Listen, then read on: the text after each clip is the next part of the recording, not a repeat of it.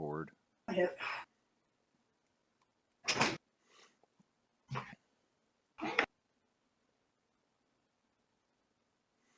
Hey, we're live, guys. Good. So, let me start this off. How y'all feeling? I'm tired. I'm right there with you. Tired and sweaty.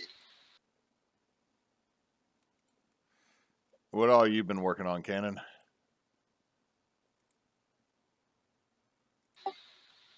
Last weekend, I back drug a neighbor's driveway for her so she could get her car in and out without getting stuck.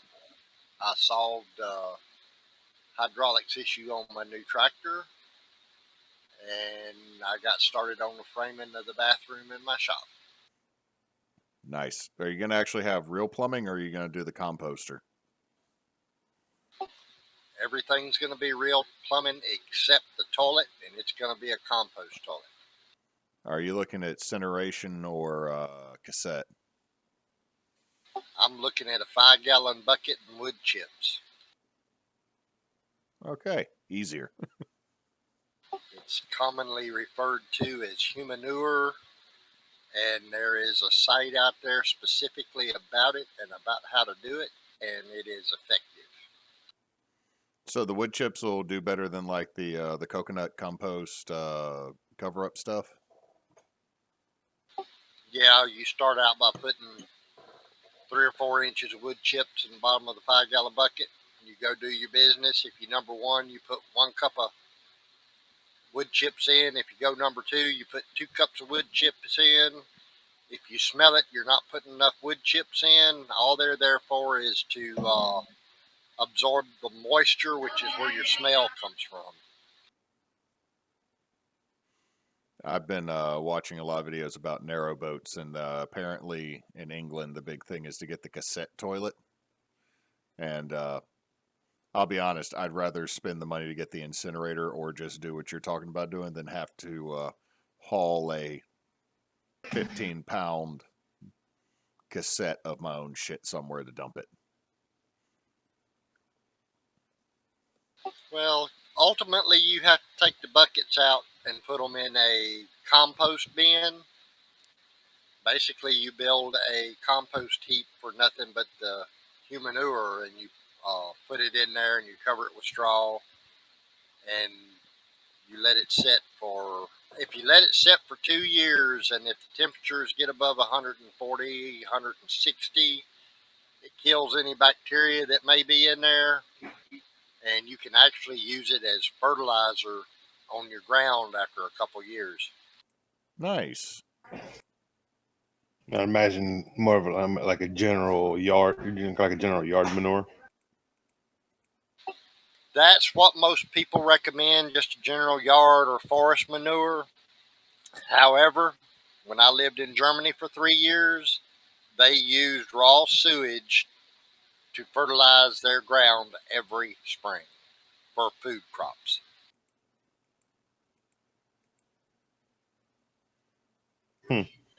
I've just seen that human manure, unless you treat it right, is not super great for gardens. But it's also kind of like they say, don't use dog shit for manure. Well, the main reason they say not to use a human manure for gardens is because of the metals and things that you consume in your food and your prescription medication and things of that nature. If you're careful about what goes into it and you know what goes into it, if it heats up to 160 degrees, all the biological stuff's killed off before the bugs start taking over and running it through the process.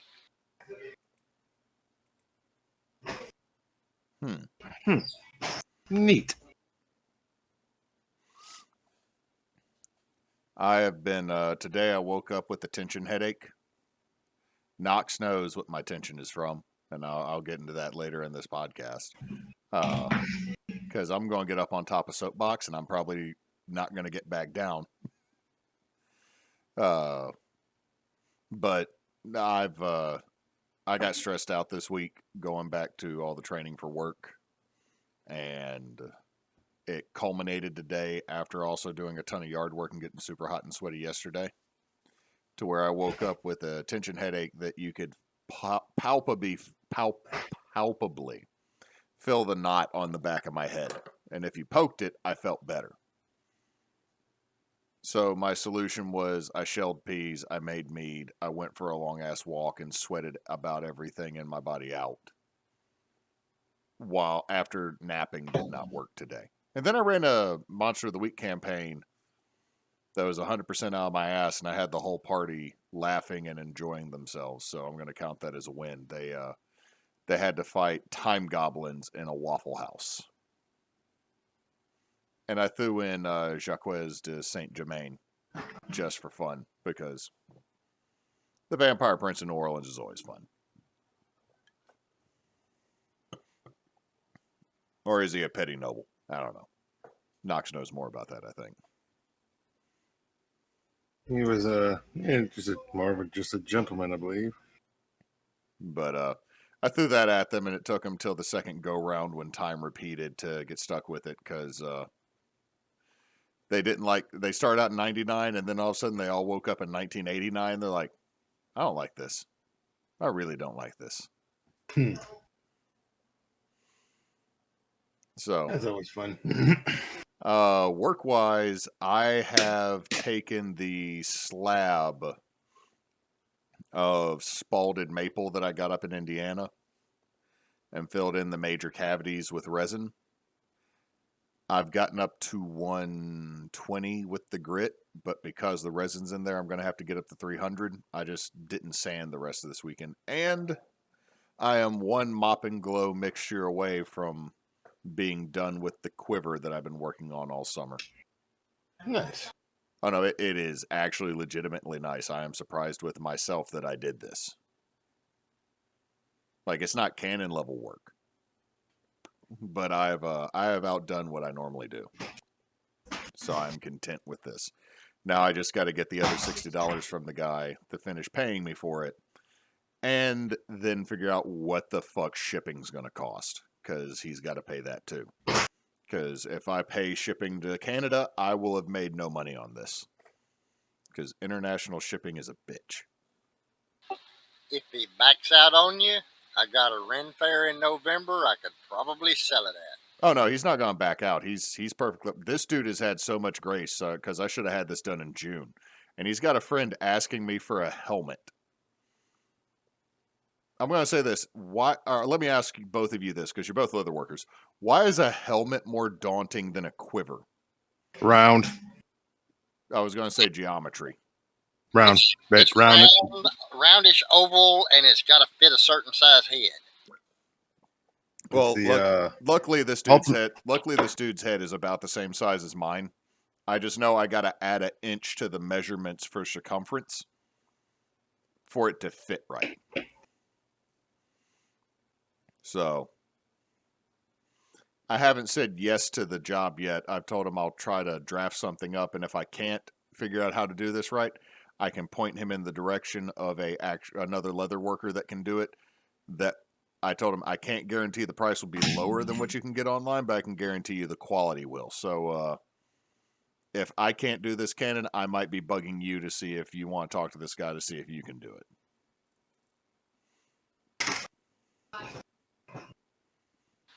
Depends on what he wants in it.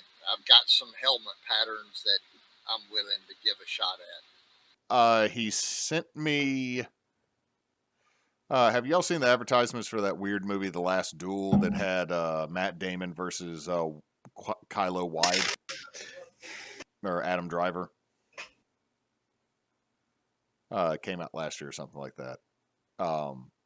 The pattern he initially sent me, I told him I cannot do that. Leather will not function the same way as that steel, because it was a stamped. Okay, it was a replica of an original helm, but it was a stamped helm. And I had to explain to him leather does not bend or operate in the manner that steel can. And I can't just literally punch a helmet into leather and make it look good. Yeah.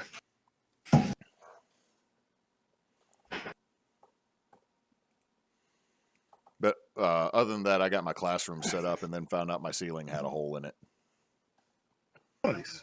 because this guy peed all over the back corner of my classroom.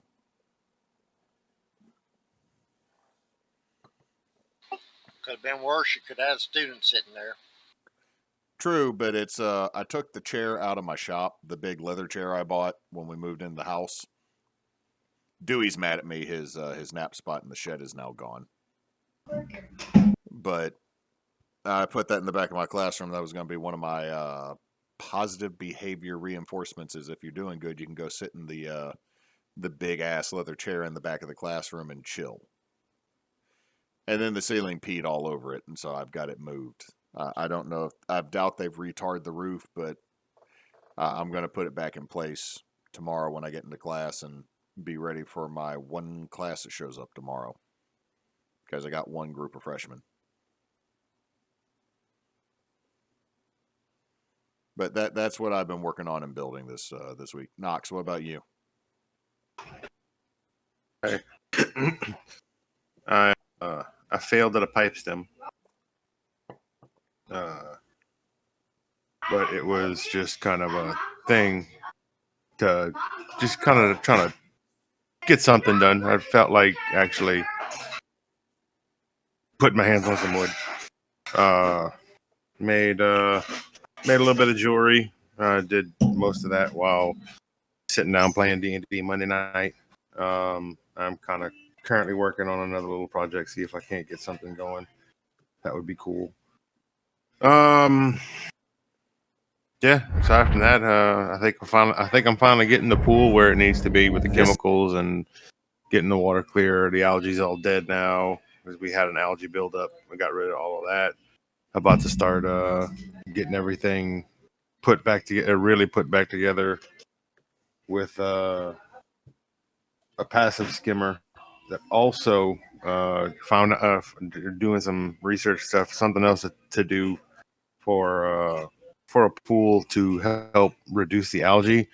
Just take a 6-inch section of copper rod, like a piece of ground rod, and put it in your skimmer, and the copper will actually help to purify the water and keep algae out of it, which is neat. So we're gonna try it. It can't hurt nothing. Let's see. Copper should help the little bit from when I worked at the poolside shop. I will tell you this: a lot of shit you find on the internet is going to make your pool worse. It is also the reason I will never own a pool. Not like a serious, legitimate pool. We got a 10,000 gallon Intech above ground round pool. It's $1,000. It's $1,000 pool. We got it for like $700, like new in the box from Walmart because it was on sale. Nice. So not Salt something water. We've heard that my only issue with salt water, my only issue with not wanting to do salt water is that it would because of the make and model of this pool, because it has aluminum rails and legs. It is going to shorten the lifespan of the pool. Little because bit of to that, because of the salt. little bit I can add into that is saltwater pools are not bad, but they are not long term. A lot of people up here start switching to saltwater pools against advice, and they're going back to the regular chlorine pools because it's cheaper initially, but in our area there is not a technician that can fix the machinery. So eventually when your saltwater chlorinator goes out, there's no one here that can do it, so you're paying serious money to have someone else come in from the company to fix it, and you got to pay travel expenses. So if you know how to do it yourself, or you order the shit online and you fix it, it is definitely cheaper. And considering we all come from a DIY, we would at least try it. So yeah, that's it. That's our That's my biggest thing about not about doing salt is just simply because it's gonna ultimately because it's an aluminum pool.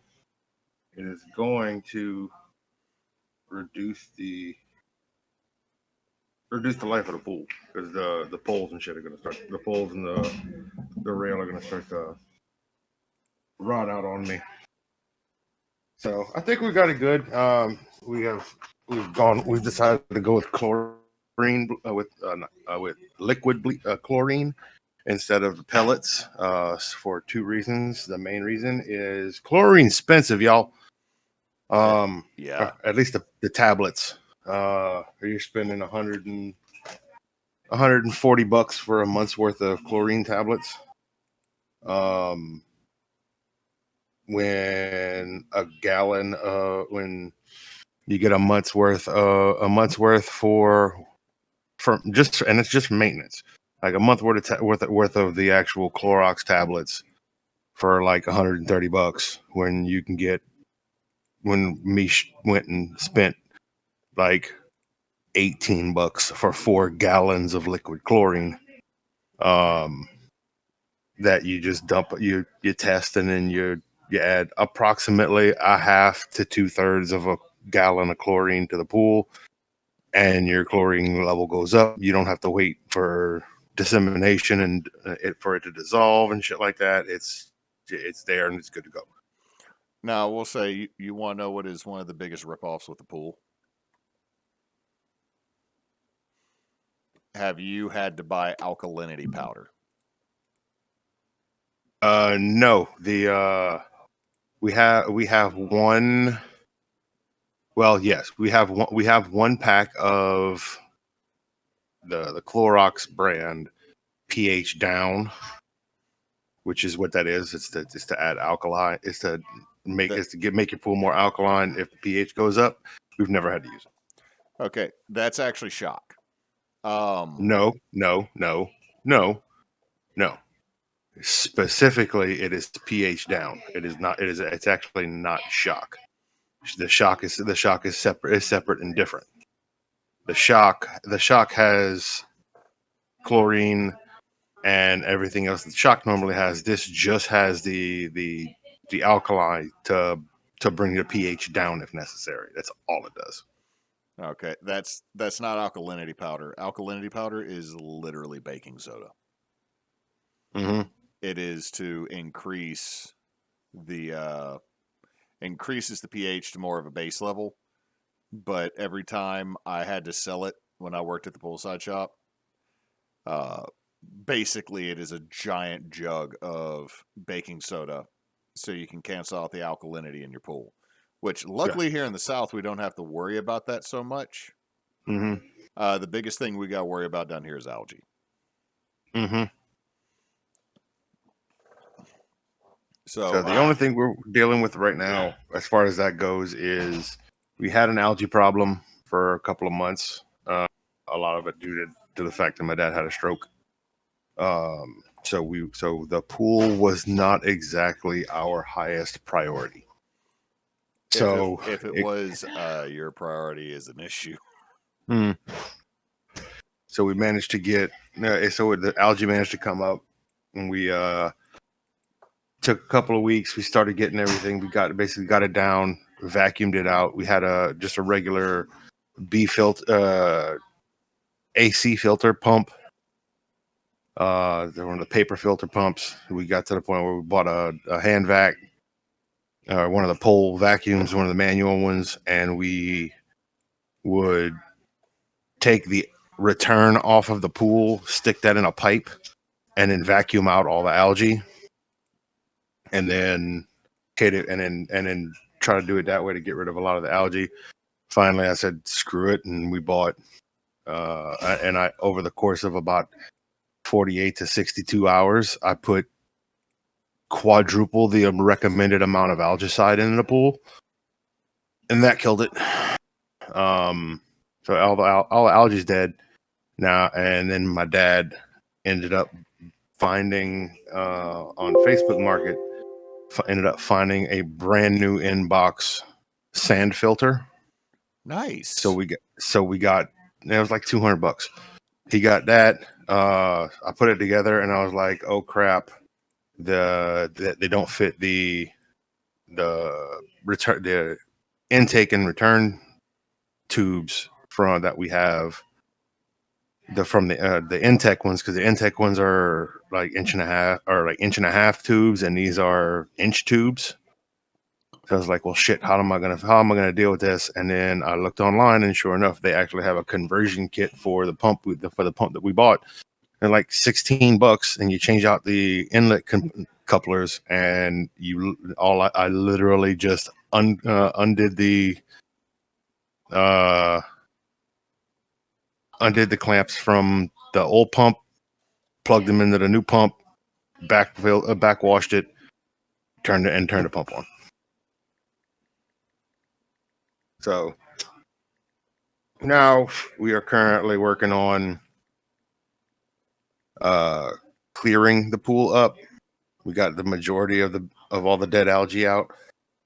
The pool's still hazy. So pretty much every week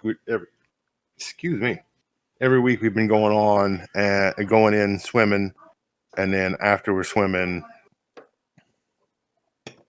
or before we swim, backwash, go swim, let it cycle through all of that stuff, and then my dad's actually mobile enough, and he can take care of going through and backwashing it on Wednesday, on like Tuesdays or Wednesdays, and then again on Thursdays or Fridays, about every other day. And then we just test it to keep the chlorine where it's supposed to be, and go from there. And we seem to have a pretty good system going now to keep it to get it where it needs to be. Now it's just a matter. I added some clarifier today, this evening. Now it's just a matter of waiting for the filter to do its job and the pool to get clear, and then we should be right as rain.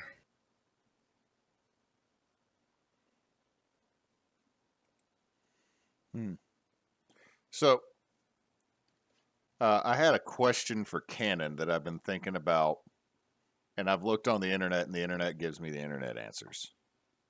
So I was going to ask you, Cannon, since you're knowledgeable about all this, what is the likelihood of a survival of a tea bush in our climate? Like tea, as in drinking tea. Yes. Well, it's normal climate. It's tropical, isn't it? I think so. It mostly grows in southern India, but I know that certain places throughout Louisiana it's taken hold, and some places further north of us it's taken hold, because I thought about for next year trying to build a hedge under my bedroom window, because everything I've seen with the way tea grows, you can actually treat it like a shrub. And I've come to the conclusion that until I leave this house or sell this house or move, I'm going to try to make every inch of my backyard into usable, edible plant life, while still giving my kid a large enough area to play in. What does the plant requirement say it needs as far as sun and temperature? Temperature wise, we're okay. Sun, I think my backyard's okay. The question is moisture. Does it take a lot of moisture or not not much? Last I checked, it seems like it does a decent amount. But I think we usually get that. It's just that over the summer, it might be a bit of an issue, because right now we're starting to get into Louisiana's wet season. And most of the time during summer, it gets really, really dry, so it might not survive as well. Well, as far as it drying out, that's easy. You put a drip irrigation system on it that runs so many minutes every hour or so many minutes every couple of hours to make sure that it gets adequate moisture. To make sure that it's going to last in our sun and temperature environments, I think I would start my first year off in a pot and see how it reacts. and if it's going to drop below freezing, I think I'd bring it in and just let it build its root system up and see how it's going to react to the summer sun and heat and stuff. Because believe it or not, peppers are a perennial. If you put them in pots and you keep them out of the freezing temperatures, they will grow year after year after year and produce peppers year after year after year. I might have to do that. The one reason I haven't done this, it's a serious investment to get one of these things. They're usually about $50 a plant. But I've been planting blueberries along my fence whenever I get a little bit of extra money because they're $15 up here. And I've been alternating the species at my local plant market sells because they make a decent hedge if you let once they get big enough and if they grow well enough. And one of the last times we talked, Ken, when you mentioned that you have some growing in full shade, actually fruiting, the ones I planted in nearly full shade are actually doing perfectly fine, even though everything says they should die. Yeah, another thing is I wouldn't spend a whole bunch of money on more blueberry bushes if you've already got a good selection. I would wait for them to start sending up shoots around the bottoms or sending up new green shoots, new growth in the spring, and I think I'd start trying to propagate some off what you already got growing. See, right now I have one in a pot that I want to move to the ground because I can just pull it out. I really would like to move the two that are currently in my garden further out, but I don't know how wide the root ball has gotten. But I got 3 planted between where my potatoes are actually growing. General rule of thumb on the root ball is wherever the drip line on the canopy is where your roots are going to be at. Because right now in my garden, I'm getting a whole lot of cucumbers and black-eyed peas. I've pulled up my tomatoes. I got carrots still going. And I've gotten 1 squash. I think next year I'm going to plant the squash in a more open area, not next to everything else. Our tomatoes are growing well. They're just not producing any fruits. Now the cucumbers are fixing to take us over. There's fixing to be more cucumbers than we can handle. I'm getting a ton of sneaky ninja cucumbers that I'll find. Like the funniest thing is one in my kitchen right now is shaped like a super S because it grew behind all the leaves on both sides because my cucumbers took over the fence I put them by. So it grew through the fence. So it's got a weird bend to it. My watermelons are actually starting to produce little tiny melons. I just had to pull that branch off the fence so that it wouldn't have a watermelon growing 3 feet off the ground. So I'm still getting a few things. The big thing is black-eyed peas and butter beans are coming in right now because of the heat. My okra didn't take, but that's because I planted it in a dumb spot. Are you have you been able to get more cayennes, Nox? We haven't really. We've just been kind of letting them go, simply because my mom pickled 6 quarts, and she also has about a 4 foot by 3 foot. It's the cover that I made for the range top in the man cave. She currently has that completely covered, drying out. So we've just kind of been letting them go, letting the plants go. I actually transplanted a pineapple. I did you cut the top off, pull the first about 3 courses of leaves off, and then stick it in. I let it dry out for 2 or 3 days, and then stick it in the ground. And it's actually coming along pretty good. So I had planted it in the ground just for shits and giggles, and it started to come up. And my mom was the one that made the comment. He's like, "Well," because apparently my grandfather had one for like he ended up getting pineapples off of for about 6 years. He had it for like 8 or 10 years. but he had it in a big pot. So what would happen? So he would bring when during the spring he'd put it outside. It'd stay outside all summer, and then once the temperature started dipping, he'd bring it in the house and leave it in the back room where it was a steady temperature, a steady 70 degree temperature. And he got pineapples off of that son of a bitch for years. It takes about 2 years before a propagated plant will actually produce fruit, from what I understand. So, but he had one for years. So I dug it up. I made a kind of a raised bed situation. I put basically put a wreath of hay at the bottom, and then mixed up some regular dirt, like dug up some dirt and potting soil, and I mixed that up at about 2-to-1 dirt to potting soil, just to give it a little bit more nutrient and a little bit more aeration. Filled the pot up with that, and then planted it there, and it's that crown, that about 6-8 inch crown is now at like 10-11 inches tall. It's going, which is nice. So she go ahead. Sorry. she pulled up her tomatoes, because the tomato started fruiting right about the time my dad had the stroke. So they fruited kind of late, and every single tomato ended up rotten on the vine.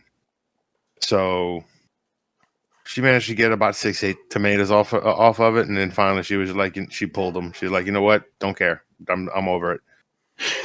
I kind of had that issue here. We got a bunch of tomatoes, but I need to plant them where they're going to get more shade, because the heat was actually causing them to split.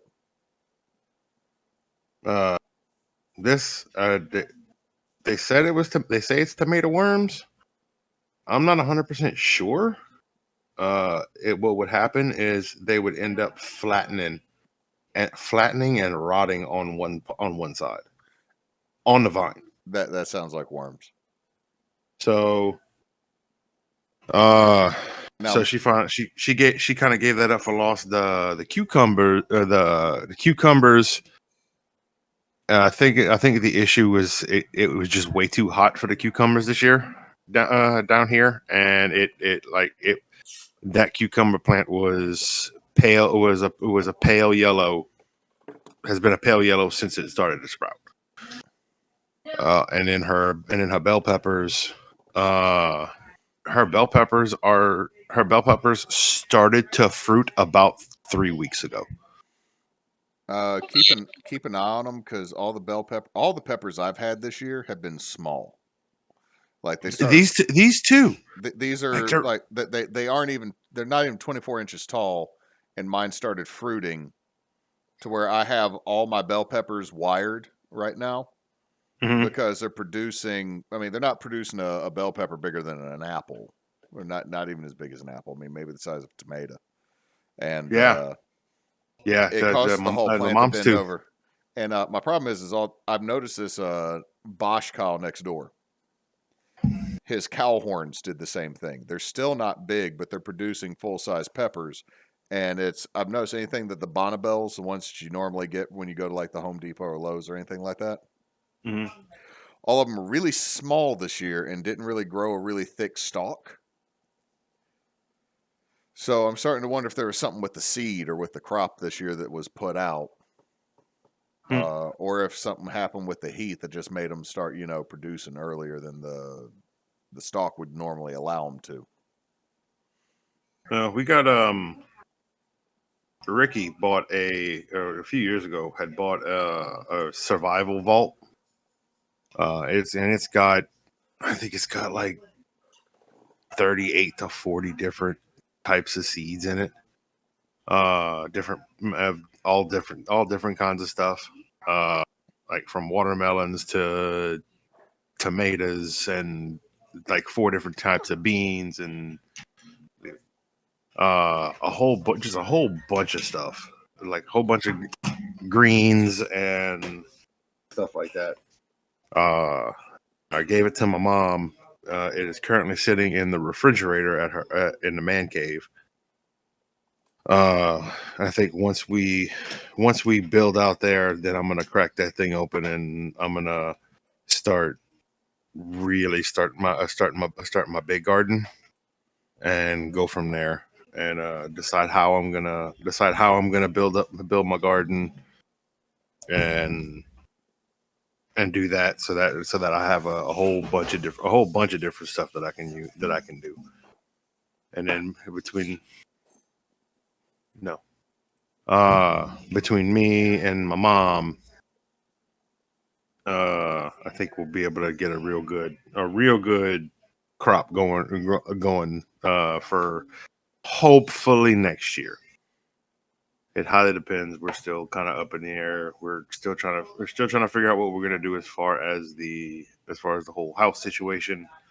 Once the state buys the house, starts moving forward with buying this house, like whether we rent or whether it's a situation where we maybe find a cheap little trailer and put on their land to get started. I don't know. We're working on that, but we're still waiting on them to buy the house to move forward with the process so that we can start making some determinations and decisions. Oh, let me know when they do, because if the timing's right, I'll be happy to help you rip out oak floors. Yeah, well, I'll definitely let you know. Thinking in May, I gotta make. Man, I get to go to Lafayette twice next year because I got or Bosch Kyle hasn't helped me fill anything out with Canon. Gave me the link. Are there still vendor spots open for Makers Fair Canon, or is it all full? There's still spots open, but there's not many. All right. What is the investment to put down on it? Or The way the guy's working it, you put your application in, and he will send you an email back if you're accepted in, and then we'll invoice from there. okay. So I got to get. We have to come down for Makers Fair, and then 2 months later, I'm coming down to officiate. Yeah. So, and Claire has threatened to literally kill me if I go, "Dear beloved, you are gathered here today." That's when you go, "Dearly beloved, we are gathered here today." No, it is. So, it is no, currently. Claire, that's what you Claire, dearly, but sorry about that. And then you started for real. See, right now, Claire has got my wife on her side, plus Claire will have all of her folk, and I won't stand a chance because I don't run fast. So, I'm gonna stand up and object. Don't do that the most. You'll kill the I poor was boy. promised a Baptist preacher by the name of Latimer, and he is not here. So I want a refund.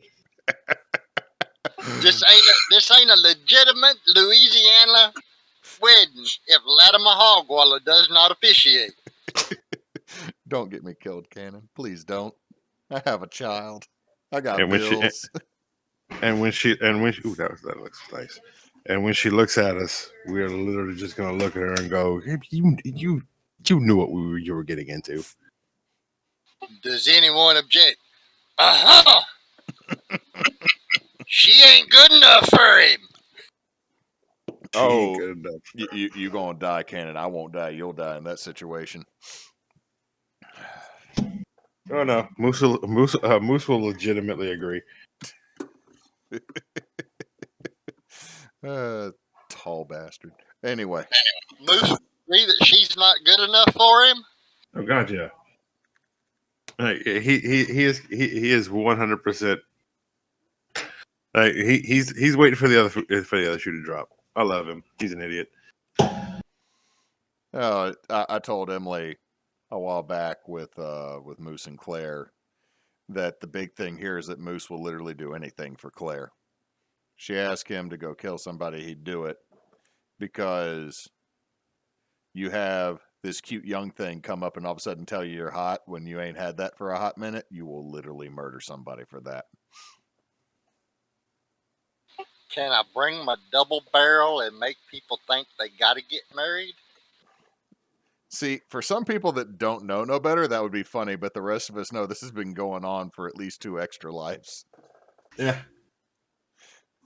They have waited the proper amount of time in a courtship before they were wed. Just don't tell nobody they were living together, because that might make somebody's mama a little upset. Not their mamas, but somebody's mama. I was thinking more along the lines of he done knocked her up and he ain't got no choice. Yeah, it's been too long for that one. Uh, so, Cannon, I'm going to throw something out to you, and then I'm going to answer a question you asked me a couple of these ago. So, I have told Nox this. Nox knows the stupidity I must deal with. I will not say my district. I will not say my school, but I will inform you that I work in the state of Louisiana as an educator. For now. Because that's what we'll call it. I work in the state of Louisiana for now. They may eventually push me out, but it's going to take a minute because unlike some of my coworkers, I can't just leave tomorrow. I have to ride this Doctor Strangelove rocket to the ground currently. So, I think I mentioned before, Cannon and Kyle, that school evaluation scores are partly determined by cohort score, number of kids who come in as a freshman and then graduate as seniors together, right? Yes. Like you get out of high school in 4 years. That saves 90% of the schools in this state that they graduated in 4 years. You get 100 points for every student that graduates in 4 years. Unless a law passes in Baton Rouge right now. If this law passes, any kid that is in a tech pathway class, I didn't tell you this part, Knox. Any kid that graduates in a tech pathway class, welders, cabinetry, masonry, construction, CTE, nursing, CAD operation, any of, the jobs that we have a desperate shortage of in this state, right? Mm-hmm. You get 50 points. You get half credit. Okay. I will. I will play the role of the typical Louisiana parent who doesn't pay attention to what's going on and doesn't have one of their best friends as an educator in this state. Oh, that's nice. So now if 2 kids go through high school go through all 4 years of high school together, the school gets 200. The school gets 300 points now, right? Because cohort score, they get 100 points for each kid, and then they get an extra 50 points because of the vocation. Correct? No, they give you 50 points versus 100 for cohort now because they went and got a tech pathway class. They count half as much as a kid who goes on the college pathway class. So the state of Louisiana is going back to, hey, you want to do a trade job? You're stupid. Which is, forgive me, and I am going to trigger some things, and I might get us, well, we're not being paid for this anyway. That's fucking retarded. A kid going into school for tech or college, they're both learning a viable option. Don't tell you kids that are going into a trade school that they're dumb, because they're not. They're learning a skill that a lot of Americans don't have, and you need to foster that because we need goddamn welders in this state. Also, you need somebody that understands exactly how far apart studs in your wall need to be when building your house, so you don't have to go to YouTube and do it yourself. You can actually trust a contractor to do it. But right now we currently can't because I'll be honest, if I see anybody coming in that's younger than me that's working in a trade, I am concerned. Because if I see a 20-year-old that's coming as a plumber, I am concerned there is not a 50-year-old that is telling him what to do. Because of how we've handled trades in this state. So first off, strike one that is aggravating me. You're going to take half the points from cohort score for a kid who goes to trade school pathways versus kids who go to college. That's strike one that upsets me. Strike two is if you graduate with a regular level diploma, no tech path, no college path, you graduate from high school with a piece of paper that said you graduated high school. You have a basic, everyday, regular diploma. That's my job, right? Guys, like let me make sure I'm not confused here. My job is to make sure as many students as possible get a diploma, right? Yeah, your job is to make sure as many of your kids as possible walk across the stage. Legitimately walk across the stage. I didn't just say go ahead and get your participation trophy. I said you graduated, you did the work. 4 years. I produced a functional individual for this society, right? Correct. Yep. If this law passes, they will get us no points for cohort score and no points for school evaluations because they're basic. You will have to get 100 points for cohort score if this law passes. You will have to have a strengthened diploma, which means you have to sit in a dual enrollment class or an AP class. What are these points for? How do they benefit the school? Oh, this is how the schools get paid. This is how we get paid. This is how we get funded. If we're an This is how they determine the budget. If we are an F school, they don't give us as much money as an A school. Which is okay. All right. which is bass backwards. Yeah. Y'all don't want me to go on my rant about this. Oh no, it's it gets worse. It gets worse. So the solution here is that, and the people who are proposing the law said by 2030, every student in the state of Louisiana will be an AP student. Here's the deal: not everybody's an AP student. You don't need to make people feel bad that they're not an AP student. You don't need to not give credit to kids who are not AP students. AP is optional. AP is getting a college credit out of the way before you go to college so you can save yourself some money. It is not a requirement to go to an AP class, and they're about to turn it into that because people who don't pay attention to what we actually need and decide to listen to think tanks that have folks younger than me that have never actually been in education make something that sounds good on paper but fucks my kids over. And that aggravates me. I have been screwed. I have been screwed without lubricant multiple times since I started my my trade, my profession. I can deal with that because that's me. But the older I get, the more I get frustrated, the more I get mad when you do that to kids who don't know no better yet.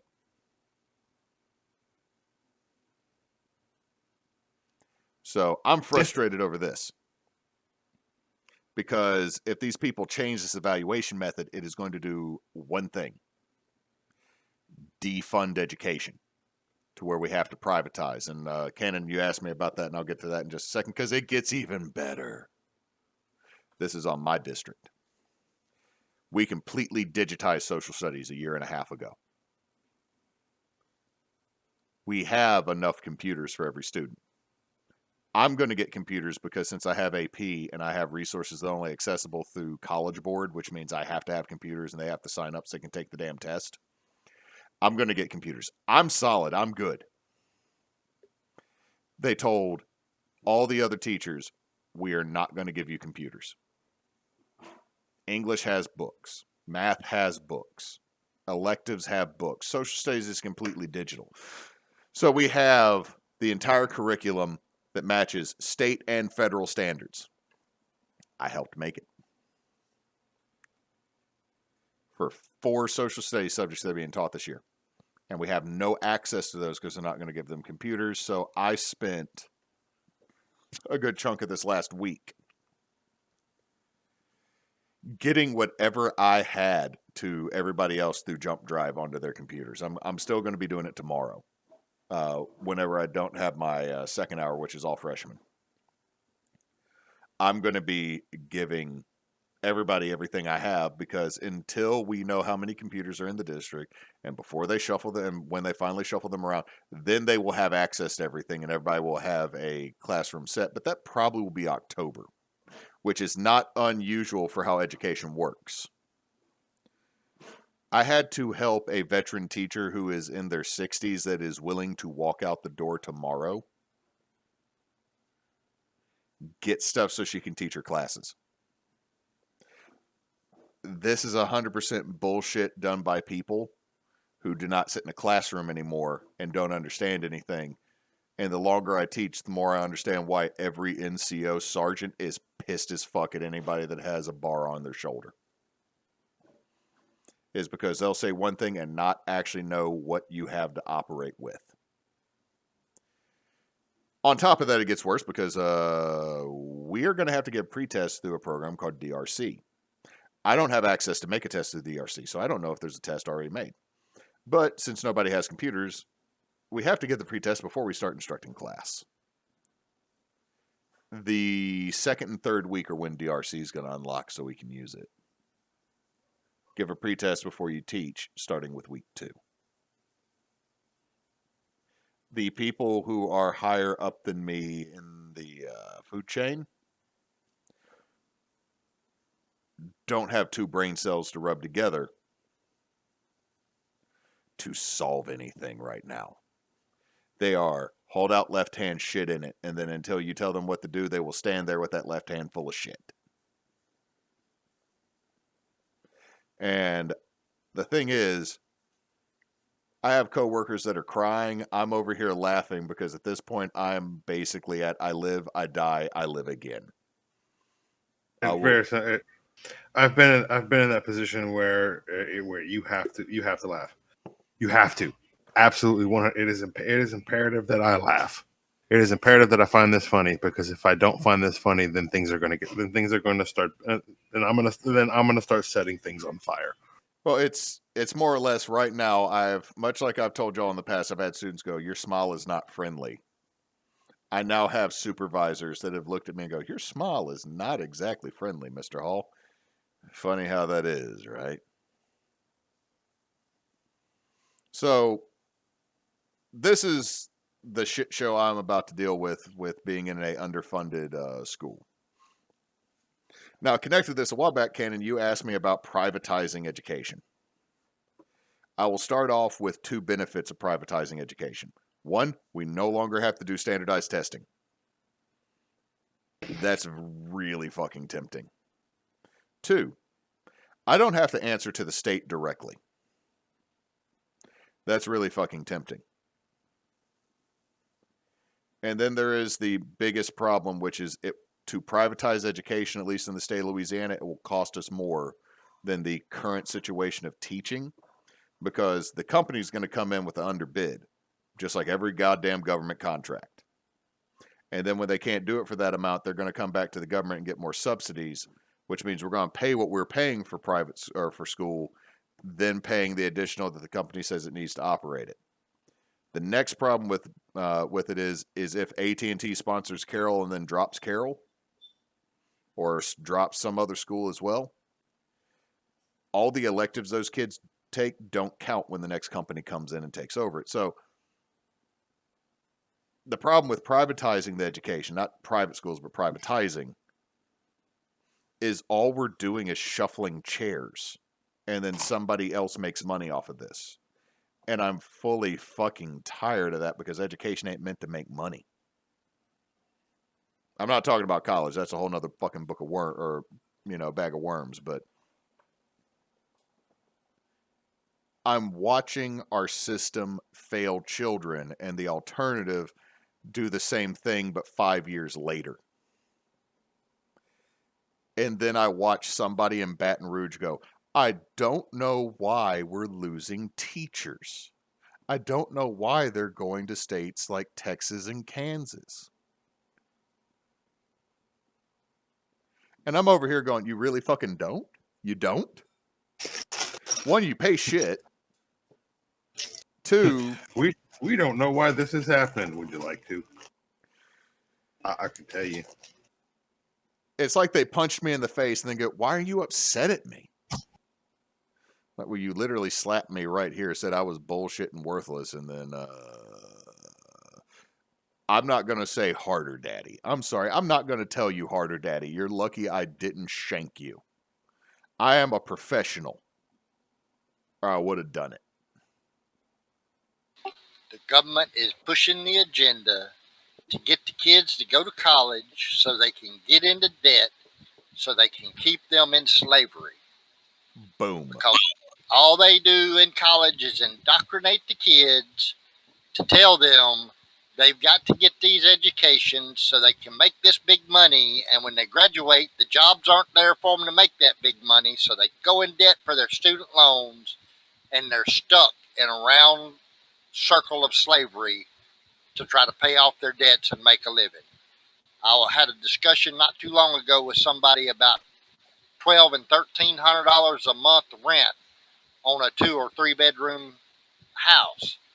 And I thought to myself, if there are people out there that can afford $1,200 a month for rent, how come they're not getting a mortgage? Because you got to have a down payment. And Yep. Here's the thing. And rental history does not count towards isn't looked at by banks to determine your ability to pay your note. Oh, I'm sorry. You don't have $25,000 to put down for this $100,000 house, and you don't have a history of being able to pay this certain amount while the mortgage will only be $695, which is well below what you're currently paying for your current rent at this really crappy apartment that hasn't been updated since '85. I'm sorry, we just can't see our way to helping you with a PMI to get a house or get any property. It's bullshit. It's 100% bullshit. Real estate. And the simple solution is, while the kids are young, they need to be looking for land. They buy their land. They can mortgage a house with no PMI and no down payment because the land is their collateral. Unfortunately, okay.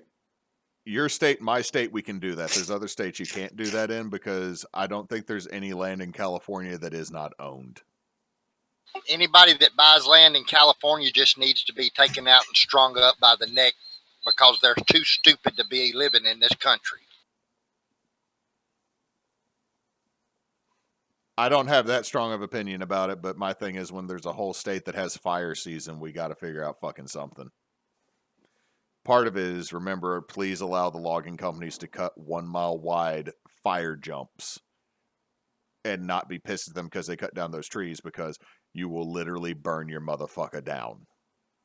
To be fair, fire season has now spread to Nevada, Utah, and Arizona. So In Colorado. Oh, well, Colorado does shit on its own, man. Like, I don't even know what the fuck's up with Colorado. Like, there are things across this country I really want to see. I really want to see the redwoods, and I want to go to Yosemite. I think the three of us would have a great time in Yosemite, or the road trip that led to it. I'm not concerned about the rest of the state of California to go see it. Nothing about politics, nothing about that. I just don't want to go to a marginal land that you shove that many million people on and then wonder why it didn't work. Please don't burn down the redwoods before I can take my child to see them, please. Same thing with large swaths of Texas. I want to go back to the Amarillo Canyon, and I want to tell the state, please don't destroy yourself before I get over there to see it with my child. Lake Mead's probably going to be gone, but yeah. Anyway. Before I get further, I told you I was going to get up on a soapbox with this one because I'm frustrated. I've been doing this 13 years, right? Like, I'm not new. I'm not the rookie anymore. And I'm watching the people that are the more experienced ones that I've worked with that can basically take their money and go. Or and actually contemplate it. And they can actually think about it. I mean, they could survive it. I mean, if I walk away right now, I lose all my retirement. I start over from ground zero. I got to make it another 7 years before I can even think about walking away. So at this point, I feel like I'm going to be the grumpiest, most cantankerous individual I can be. I'm going to be a 70-year-old man before I'm 40 with so much of this shit I got to deal with. Because when the words from someone in my district are, you got to learn to play the game so we can get the money so we can actually educate the kids. And my response is, did you not listen to the statement you just made? I don't want to play a game. Is your current retirement a 401k or an IRA? I have to go back and look. I have not, I'll be honest, I currently have, like, I have made it to the point now, every year the state has to match time and a half to what I put in. When I hit 10 years, I get time and a half. So right now, the saving grace for my employment is that I have a really good retirement program. And I have a really good prescription program. The reason I ask about the retirement side of the house, people think that if they leave, they lose that retirement money. If it's a 401k or an IRA, it can be transferred to a personal 401k or IRA, and you do not lose the money that's there. However, if you've not been there long enough to be vested, you might lose the portion that the state was putting in. That part I know right now I would lose. I have to double check that because Louisiana is weird. I don't get Social Security because I am part of the Louisiana Teachers Fund, retirement fund. I am 10 quarters shy of being also able to claim Social Security. But even if I could claim Social Security, the two of them would reduce each other so much that it is better that I claim only one. Welcome to the current state of retirement in the state of, or in the world, or in the United States, I guess. Especially for a state employee. But I wanted to mention that one and get that out because Nox has heard this pretty much daily. I have done everything but call one of my supervisors ignorant. And that's next. No, I have a couple other things I could say before I get there because I'm still trying to be professional. But we're getting close to time off, so to do something to make us all feel better, I'm posting the link underneath the pipe that I sent to Nox and the really crappy leather belt that I found on Amazon that I think all of us would be ashamed of if we, because they didn't even dye the edges. But I'm going to make this visible on the stream. And I want y'all to look at it. I found once more a Rustic Oh, Jesus Christ. Airbnb in the French Quarter. It is $1,133 a night. And I want y'all to look at this rustic New Orleans cabin known as Engine 24. I am not seeing anything you're posting in the bonus roundtable. Oh no, There's, so sorry. I posted toolkits. it. I posted it under toolkits. I posted it in the wrong thing. I posted it underneath toolkits. The reason I posted that video from Skill Tree for you, Nox, is because of the way he made the stem. Yarn is a great, or twine is a good thing to use when you're gluing everything together and when you make the stem. But I want y'all to look at this rustic 2-story New Orleans cabin. Yeah, cabin. Yeah, the firehouse. Yeah. Okay, so I got the images up. I'm on image number 1. Now, I know this is $1,100 a night, guys, but if we got enough steampunks together, I think we'd be paying $10. And I think we would absolutely enjoy the shit out of this place. All the neighbors would hate us, but I'm pretty sure they're both VRBOs too. Well, first thing is don't ever Airbnb in New Orleans. It is. It is a predatory practice in New Orleans that is causing people that we know to have trouble finding places to live. So Hey, fuck those guys. Hashtag support the law that's been proposed by the senator from Plaquemines that require Airbnbs in New Orleans to be that you can only own two. One has to be your primary residence with somewhere extra that someone could stay, and one could be a residence you don't actually use. And you have to live within the state of Louisiana to actually live within the city of New Orleans for the Airbnb to be in New Orleans. Nice. They're trying to do what Atlanta passed. So, first picture, Engine 24. Just going off of the first three pictures, how haunted is this fire station? I mean, it's probably at least it's. I mean, I can pretty much guarantee you that it is at least baseline New Orleans haunted. One ghost. Now, I'm on picture number 4. How rustic is this, guys? I mean, it's unfinished, so and that's what it boils down to. It's unfinished, so they call it rustic. No, I'm saying look at picture number 4. It has the piano, the industrial size stainless steel fridge, and a pool table. Yeah, you know, and what is that 2x2? So 24 by 24 Italian marble tile. Pretty much. Could we all agree that Don needs to start a business with these type of folks so that they can pay him to actually decorate their places right? I mean, and then it'll be actually haunted. I mean, it's New Orleans, so that is in fact relative. Also, to be fair, Don would get us that fridge.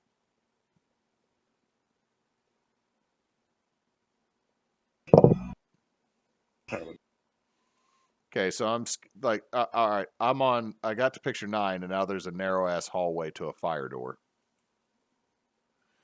And then a close up of a Keurig. And then the I'm gonna die stairwell.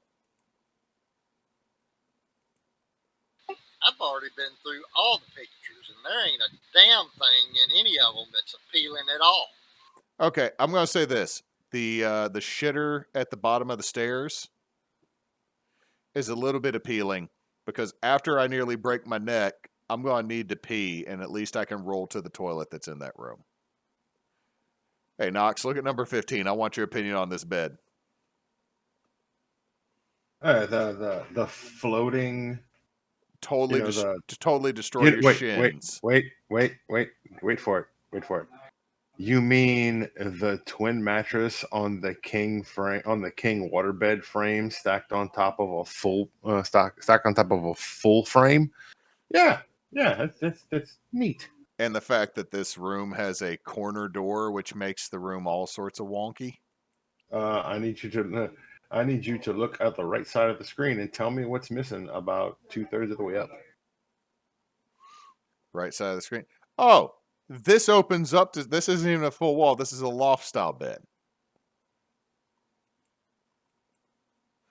Okay, another murder stairwell.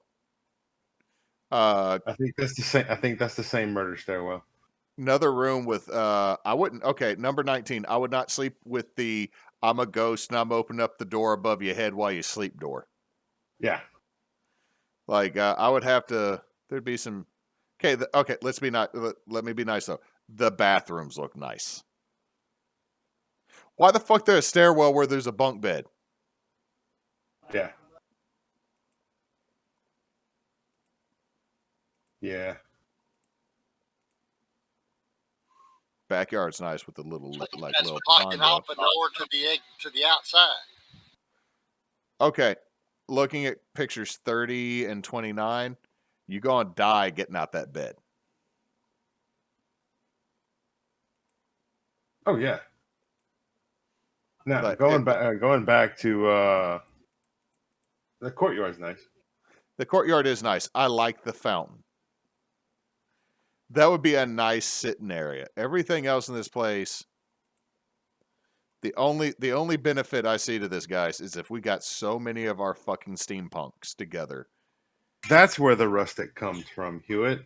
Is 31. It's the window pane. It's the window, like the old distressed window window mirror. frame mirror. I don't like that conduit, but I guess you can't put it through that little wall.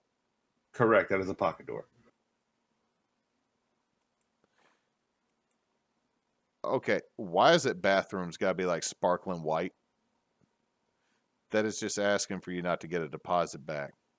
Is that apparently means white means fancy? Apparently. Washroom with extra coffee makers. I can shit while you get a shower and still see you on number 39. Yeah. Also, here's a pet peeve. Look at number 39. What is it y'all think that would drive me absolutely crazy about this room?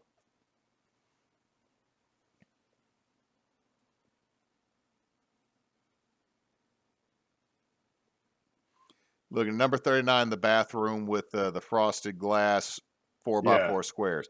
What is it in this room that would drive me absolutely fucking nuts? Is it the climbing ladder rack, or is it the just a random ottoman that's in there? Neither one of those mess with me. That's like white people letters being in a place. No frosted glass on the window to the outside. That is actually number 2 on the list of what would drive me crazy. It's in the bottom right corner. The basket underneath the fixtures, underneath the plumbing. No, the exposed plumbing is what drives me crazy. Ah, You're going to spend all this money making this firehouse into some type of fancy whatever, right? And you don't even build cabinets. You're going to show everybody that you spent $18 at Home Depot to get the fixtures that go underneath your faux marble top with the sink. I hate exposed plumbing like that. If you're plumbing as decor. If you're going to spend so much to make everything else look this way, right? And then that juts out to me as lazy. You're going to spend all this money. You're going to add like tile and you're going to add all this other bullshit. And you're going to get like marble or Formica, like fancy Formica that looks like marble. You're going to have wraparound mirrors and shit. And then you're going to leave all the plumbing exposed. Well, ultimately, that's what, like I said, it's plumbing as decor. That's essentially what it boils down to. And they can't even afford good TVs to put in these bedrooms either. Well, to be fair. Okay, hold on. There is one good picture. I want everybody to go to 45.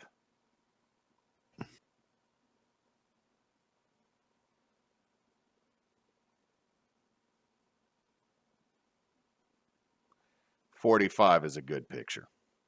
Yeah, you mean it ain't guaranteed that it's even in that house anywhere. No, the cabinet. But it is the cabinet. Yeah, it is a very nice set of hardware that is rusty gold.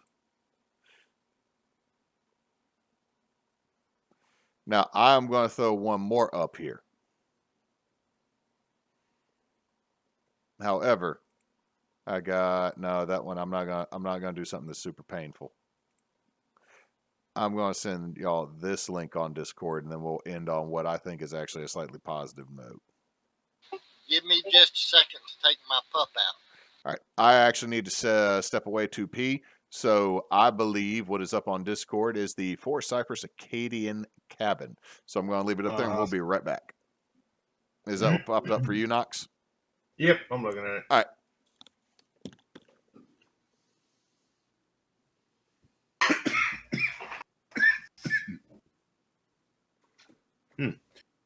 50 minutes from LSU. That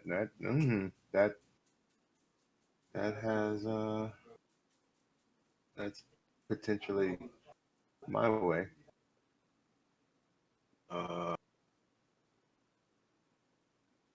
Where? Oh, it's in Donaldsonville. Okay.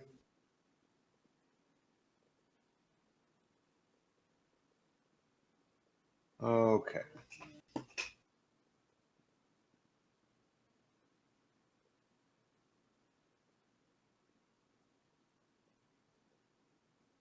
Uh-huh.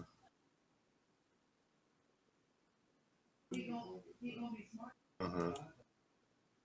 Uh-huh.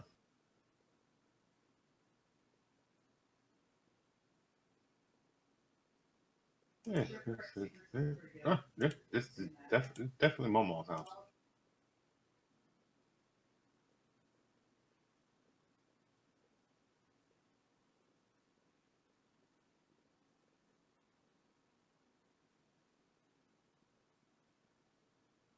Think who?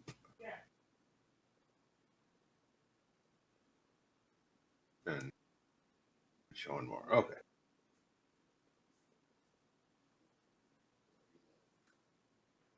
Hell.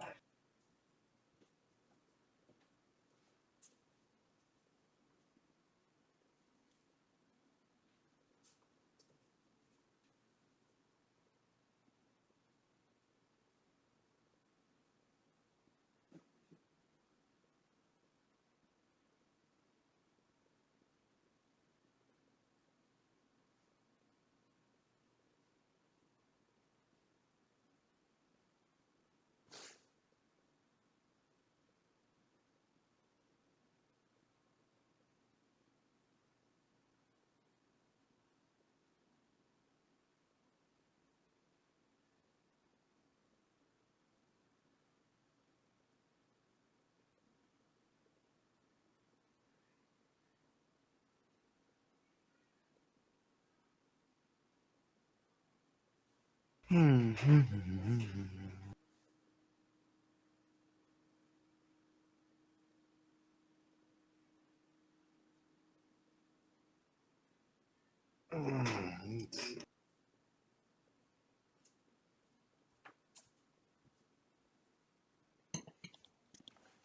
right, I'm back. Mm. So I think we're still waiting on I never Canon. left. Emily posted up We a are. TikTok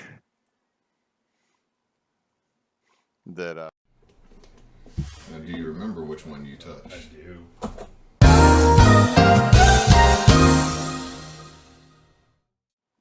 I will have to splice these together because I accidentally hit stop recording and had to hit restart after when I was trying to click studio mode off.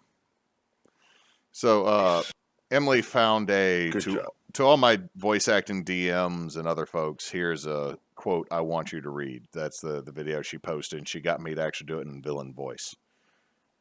I will now have one line for almost every major villain that I throw at the whole party. Eat my whole ass, you goons.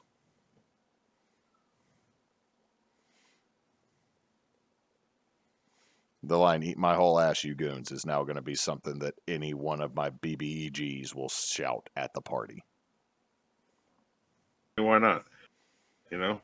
Well, I mean, the thing is like everybody wants every BBEG to be like this, like insanely eloquent, like educated individual, like super smart lich.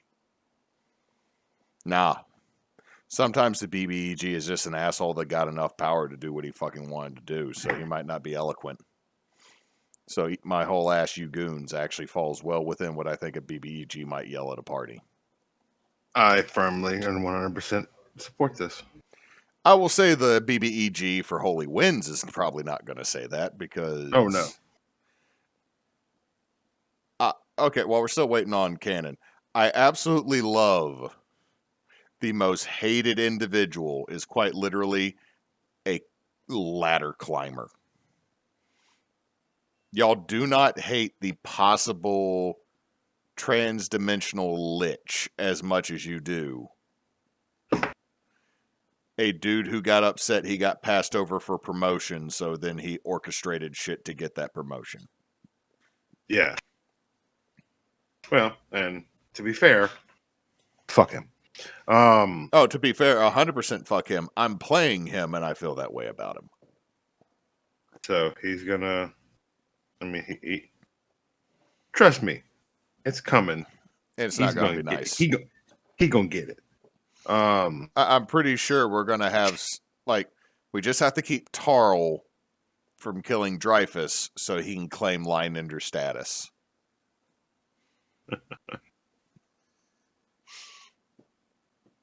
Yeah, I don't think we'll have to worry about that. Yeah, it'll be fine. It'll be fine. Yeah, it'll be fine. I just love that I created a character that y'all have had how many encounters with? 3. And the entire party officially hates everything about him. We hated him after the first one. So there's that.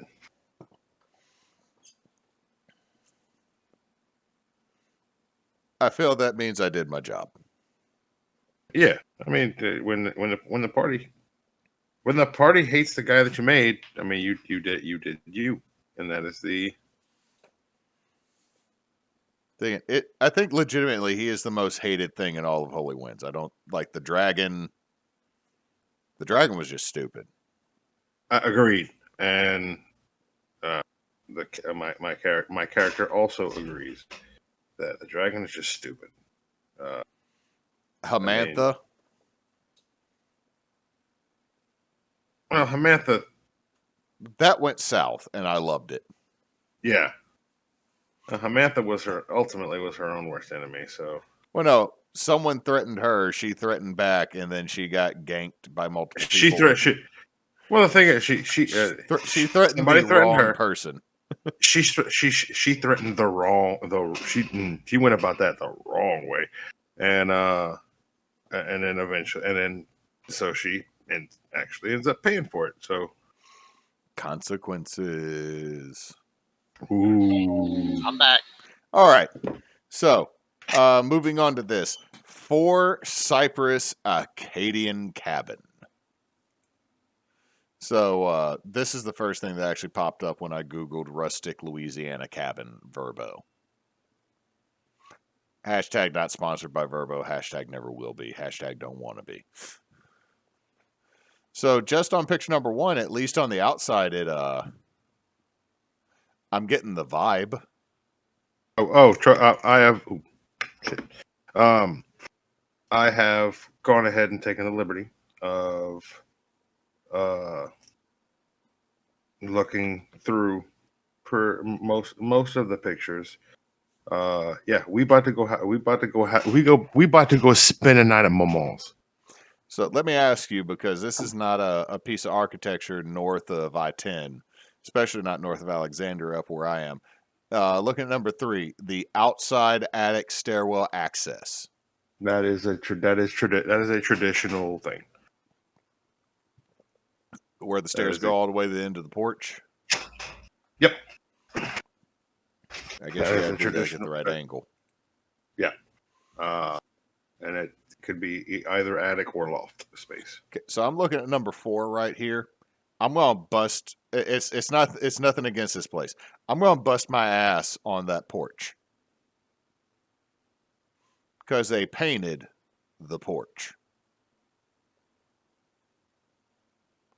And just looking at the picture, it does not do much to dissuade buildup of condensation. But they may have put sand in the paint to make it not slick.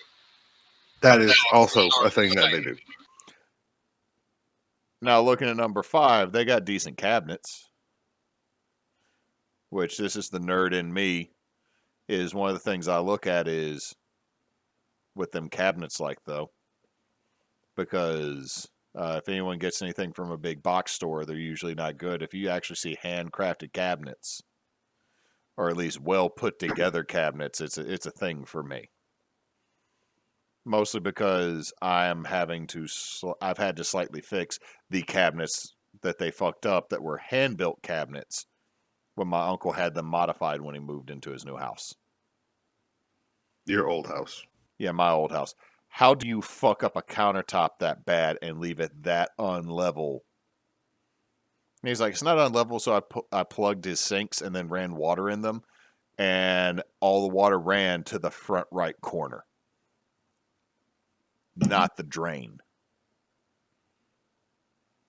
Nice. Which then only pissed him off.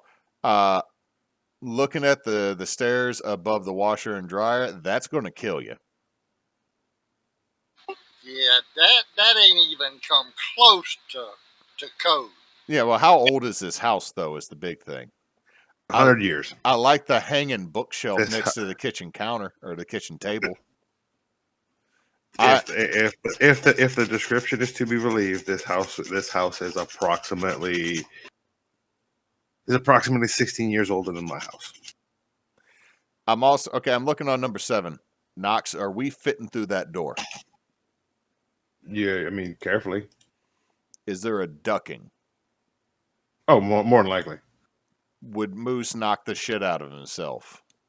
probably. Okay. So win. Number 8 is good though. I like that clawfoot tub. Yes.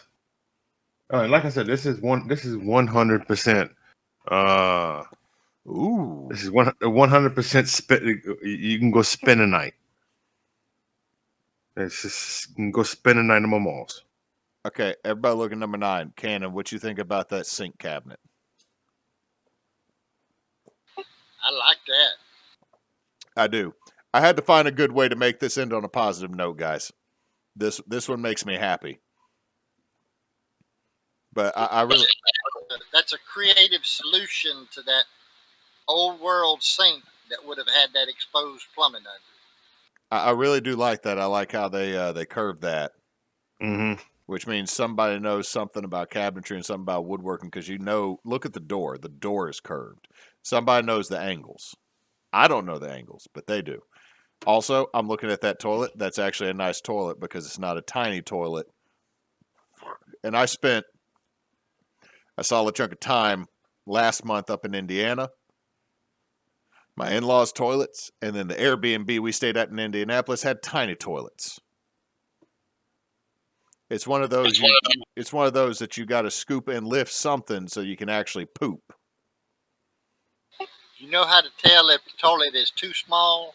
If your balls don't fit in it while you're also taking a shit. If your penis or your ball sack gets wet while you're sitting on it. And Q Knox singing a song. Because when I shit, splash, my dick touched the water. Okay, now number 10. The box shit above the window above the bed is weird to me.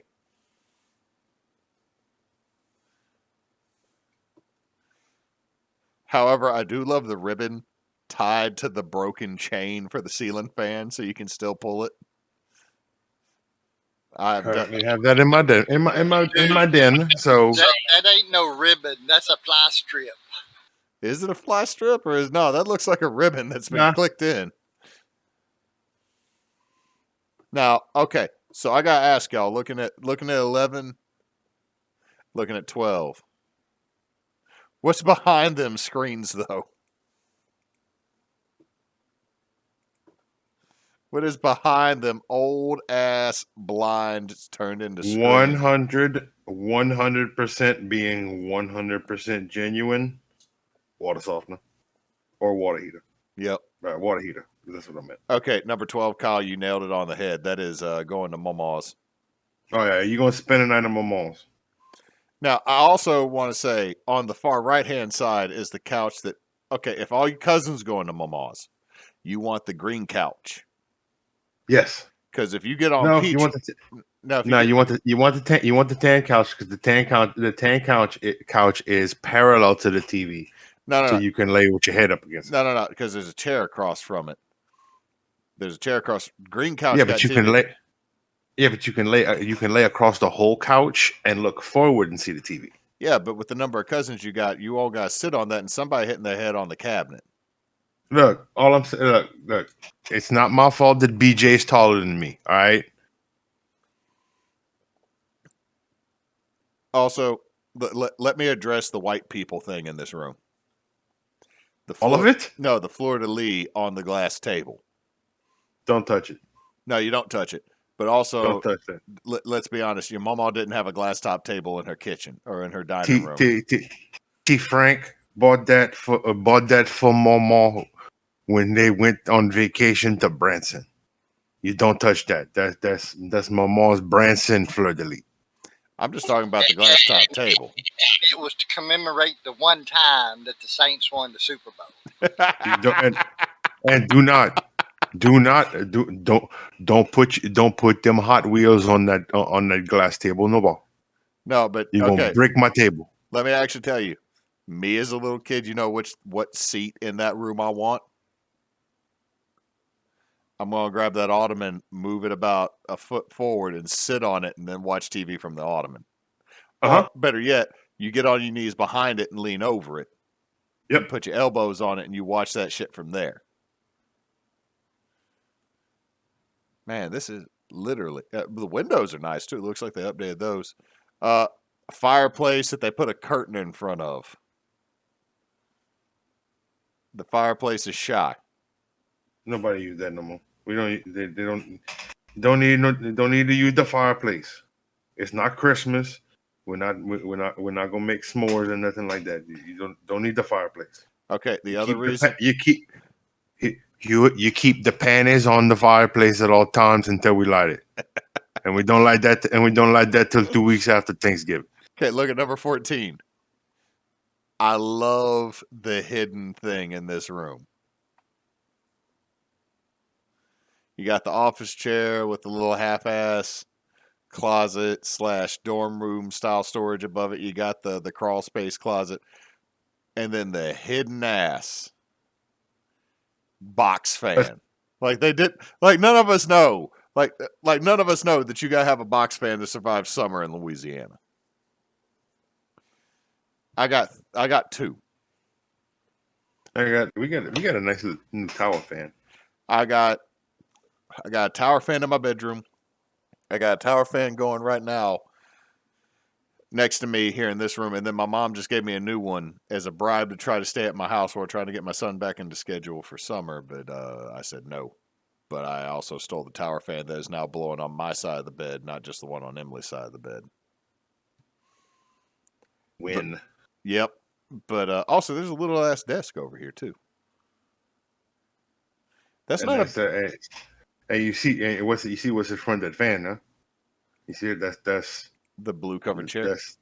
That's this Papa's old chair. We ain't getting rid of that. That's still good. I mean, it's Naga hard, it's starting to flake off. It's starting to flake off. Don't take.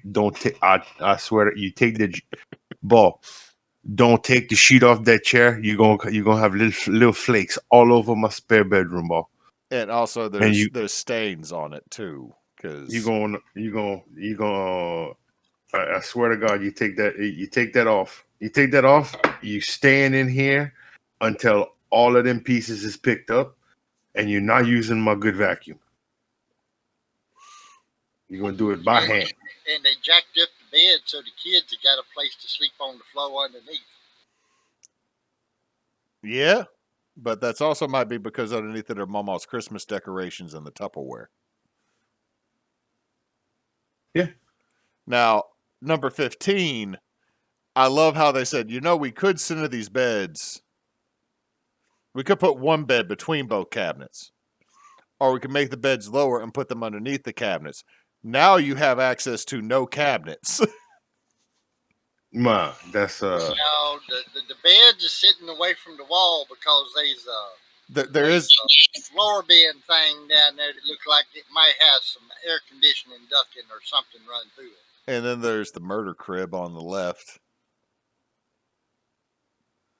Look, my mom bought that when Andy was 3 months old.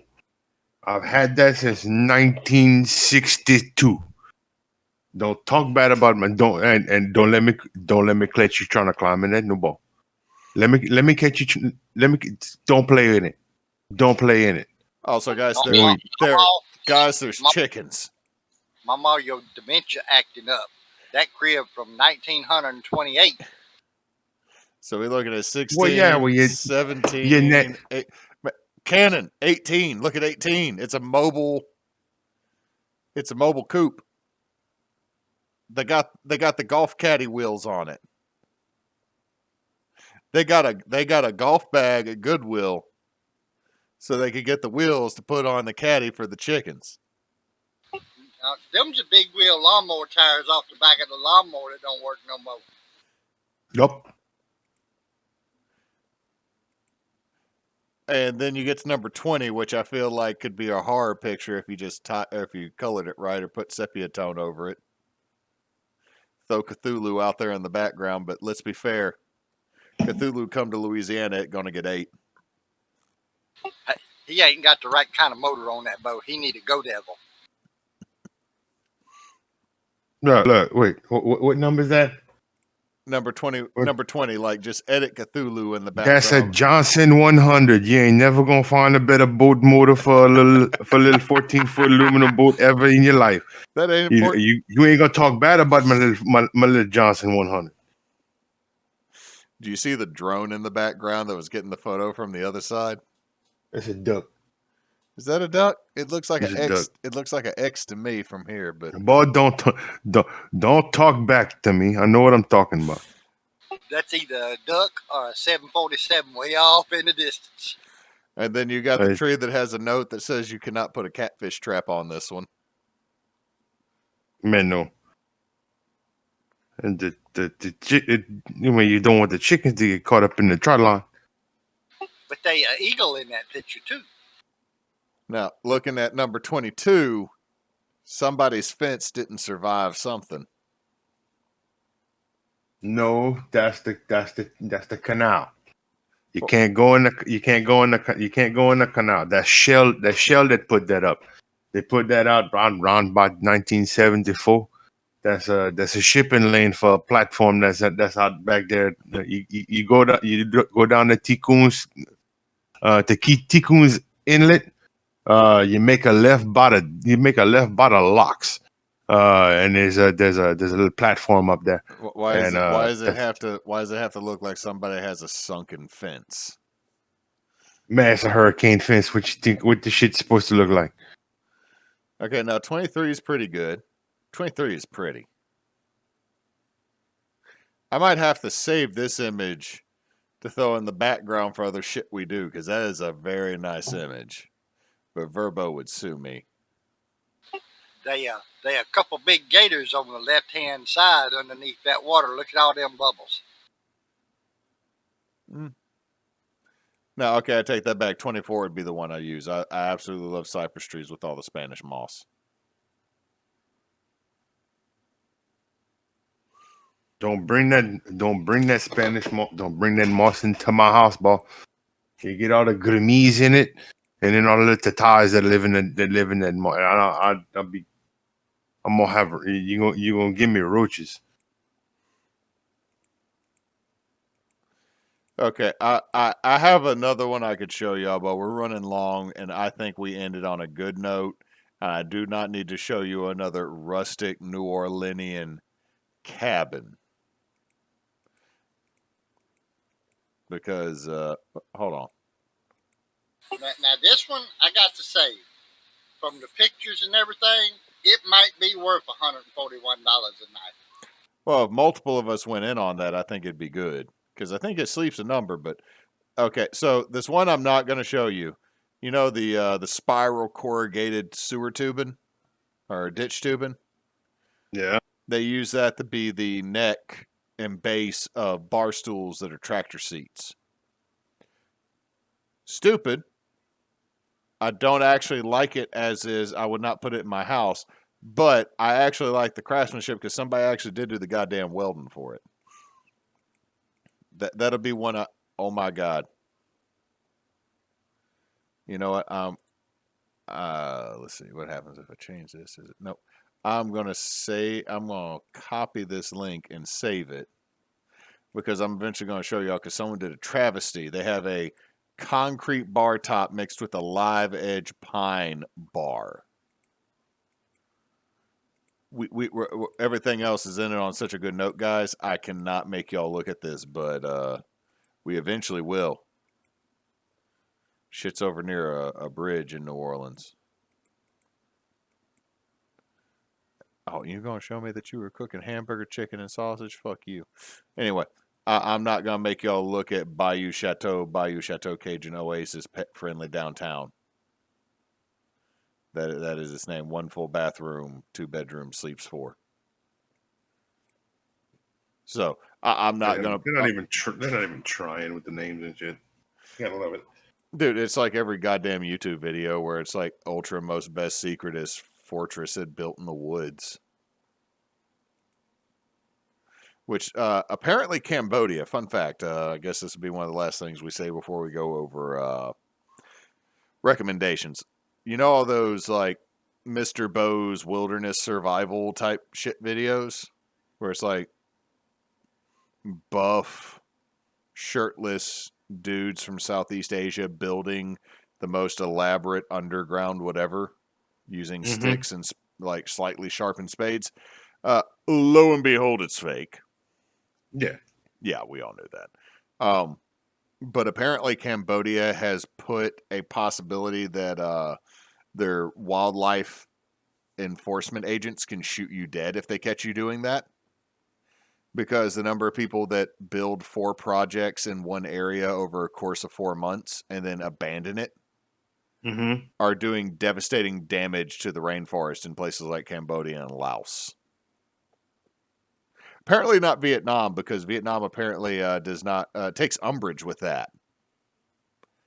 But apparently, yeah, if you start doing those type of videos in those countries without going through the right avenues or actually owning the land, if you go out on like public land or state land in the forest and start building that shit, yeah, apparently you can get shot.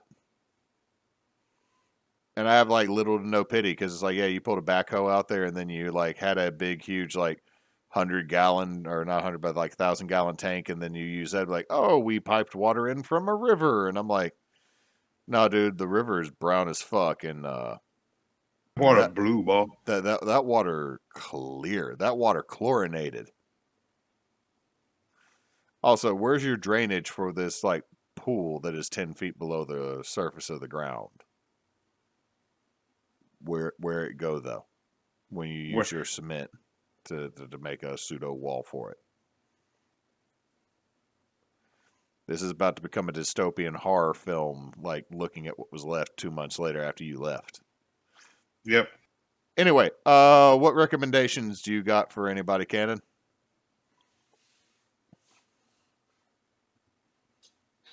I am fixing to post you a link on a flat bow with hidden limbs. A flat what? A bow and arrow with hidden limbs. Okay.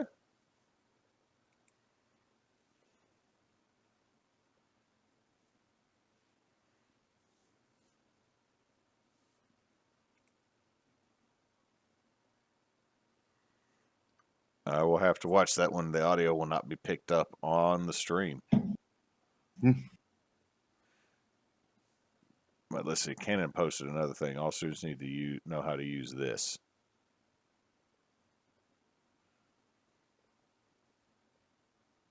Okay, my computer's resolution is not high. Canon, what is this that you posted that everybody needs to know how to use?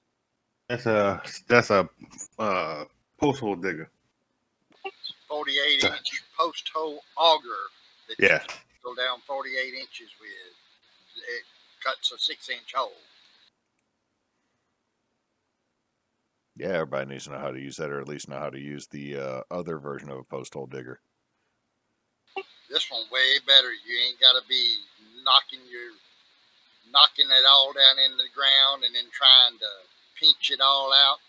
You drill this one in the ground 6 or 8 inches, pull up, dump it, put it back in the hole, drill 6 or 8 more inches in by spinning it, pull it up, dump it, and before you know it, it's down to the handle in the damn dirt. Nice. I would very much would have liked one of those when I was digging those post holes. I could hardly hear what you said, Nox.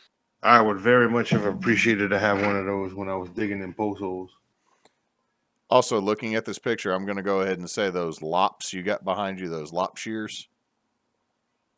Yep, those Fiskars are one of the best damn things I've ever bought. That Fisker's axe back there, the one you almost cut your leg off with, is also a good one too. Yeah, that's why you don't give my ass when I'm drunk as a skunk a fucking axe, Cannon.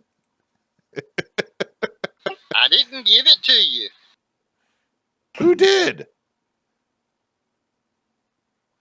I didn't go find that myself. We were like, I was already 3 sheets into the wind when I was handed an axe. No, we were standing there, and I was chopping on some wood, and I had set the axe down, and you said, "Here, hold my beer. Watch this." You know what? I cannot deny this. I can't. I really can't deny this. I wasn't even there, and that sounds like something you would have done. It sounds legit. I know that I nearly whacked myself in the goddamn leg with Cannon's axe. Wait, no, hold on. I think I actually cut something else down with the axe, almost accidentally hitting myself in the leg with said axe. And was this when Evan and Cole were up with me? Yeah, because they were the ones I got the axe out for to start chopping firewood with. Oh, that was a mistake. Neither one of them gonna do that shit. They're gonna learn today. I think that's part of why you said, "Here, hold my beer and watch this." You were gonna try to show them how to do it.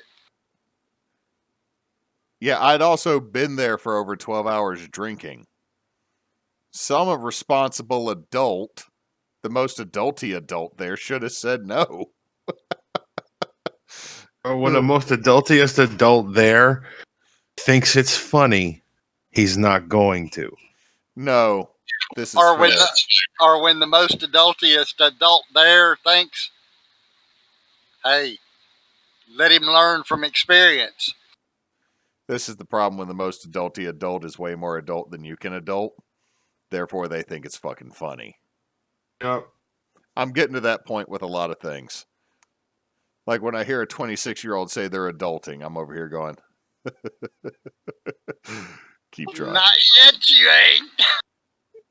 Oh, look, I'm trying to make sure this bullshit stops before you have to deal with what I'm dealing with at my age, but You know, I have noticed in my 56 years of life, I have noticed that it generally takes between the age of 25 and 29 for the light to finally come on, for people to start getting it and start realizing what they were doing has been stupid and it's time for them to change their ways or they're not going to make it. that is such a positive way of looking at life. I deal with people that are older than me that I'm like, what the fuck are you doing? Thinking I work in a profession to where I can get away with that and just stare at people. And apparently I have a good, what the fuck are you doing, or bitch please stare at a 50-yard area.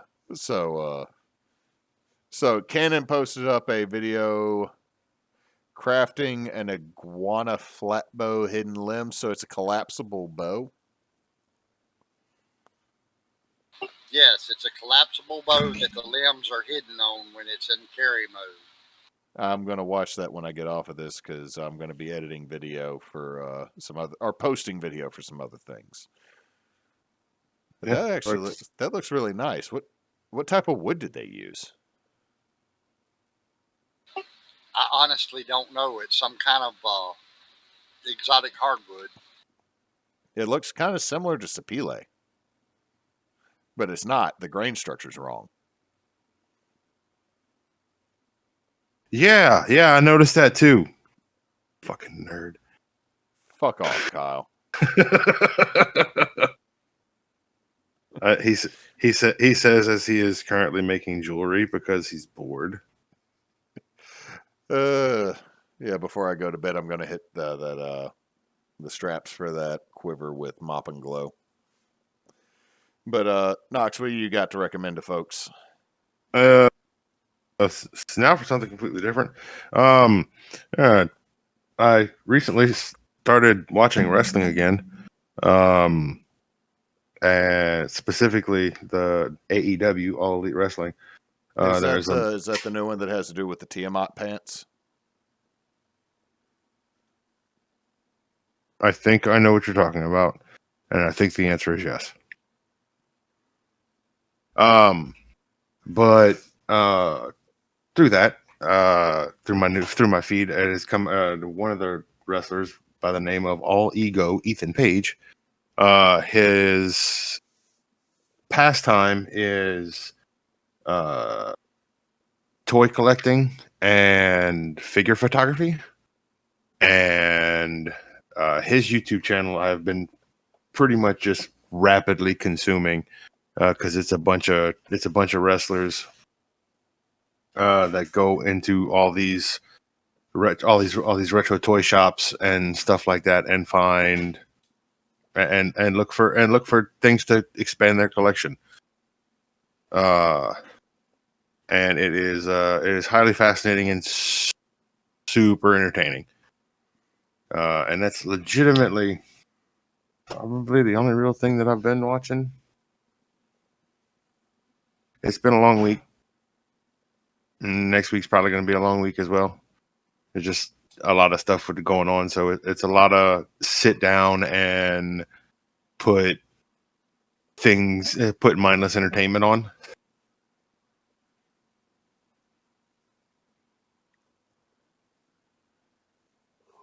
So, the first thing I'm going to recommend is if anybody has Audibles or another way to get audiobooks through tactical acquisition or other such, I really suggest Nick Offerman's reading of The Unsettling of America,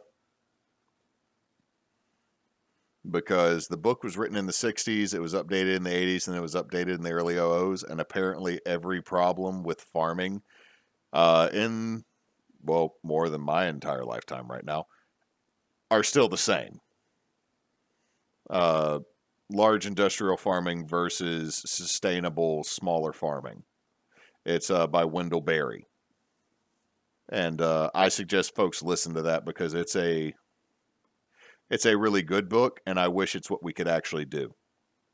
I just know that even though I have a half acre, there is no way I could actually maintain and or care for a cow. And I don't want goats. But it's a really good book.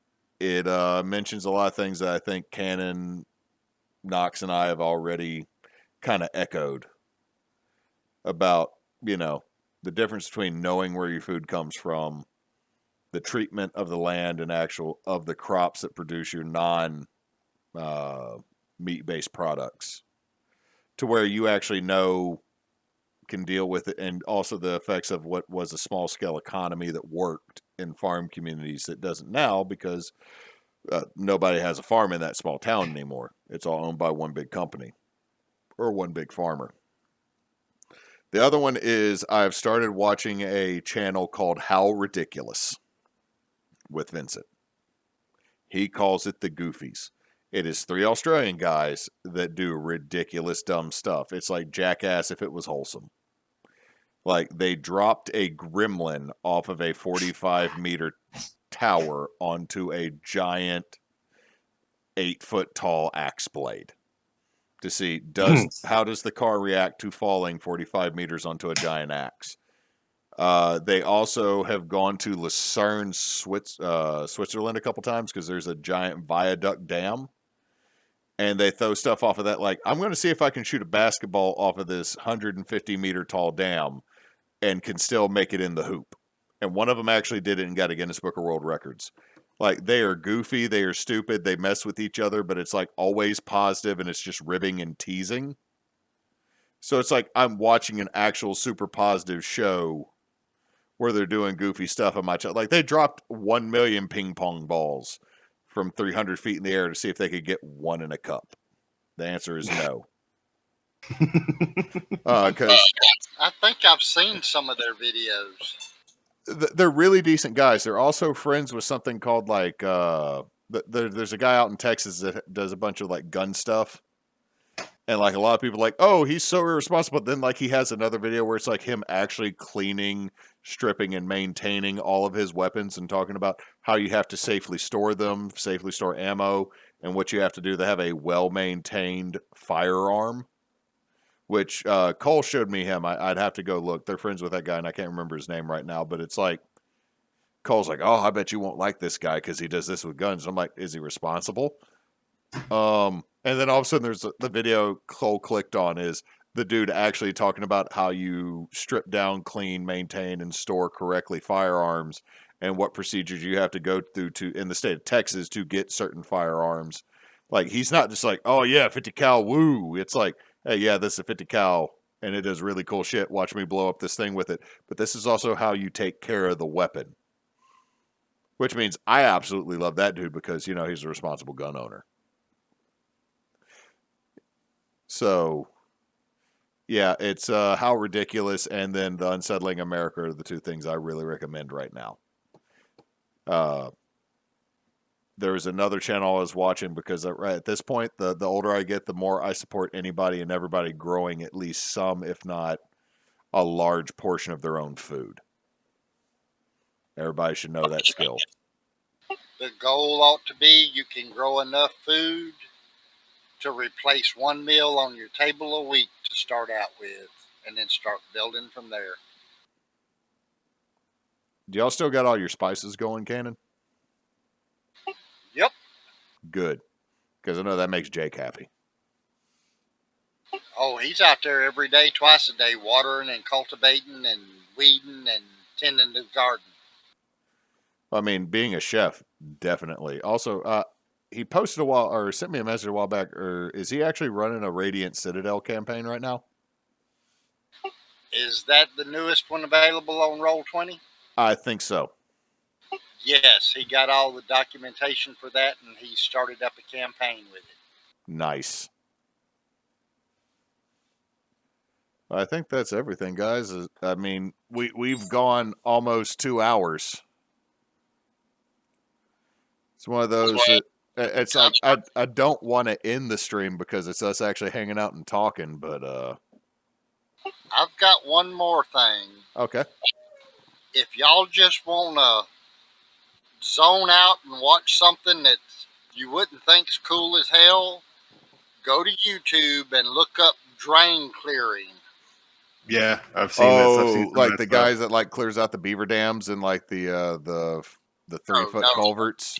You're looking specifically for a group out of the UK that does sanitation drains. I won't lie. I've started watching. There's a guy in Canada. There's a guy in Kentucky that clears out storm culverts. I don't know why, but they're the most satisfying videos ever because all of a sudden you see him like jerk a whole tree out of a pipe, and then the water on the other side starts running clear, or running. Side note: it's an older channel. The dude doesn't actually do it anymore. It's called Cruising the Cut. He does narrow boats over in England. If I had known narrow boats were a thing well before I got married, that would have been a thing I would have liked to have done. Because I do not like water, but narrow boats are dope. Like, I don't know what it is about these little boats. I like them. Like, the three of us could not fit easily on a narrow boat, but I still like them for some reason because it's just kind of cool. And the technology that goes into it. Like, most narrow boats are older than I am. Like, they're not making a lot of new ones. It's like refurbishing and maintaining the old ones to go through this canal network that used to be the coal transportation for England. Mm-hmm.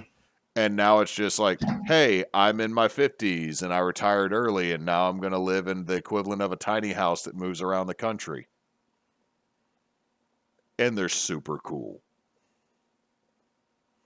Like, you get out and have to operate the locks yourself, and to me that's really cool, and I still don't know why. Yeah. I have there's a is that his actual channel name? There's a guy on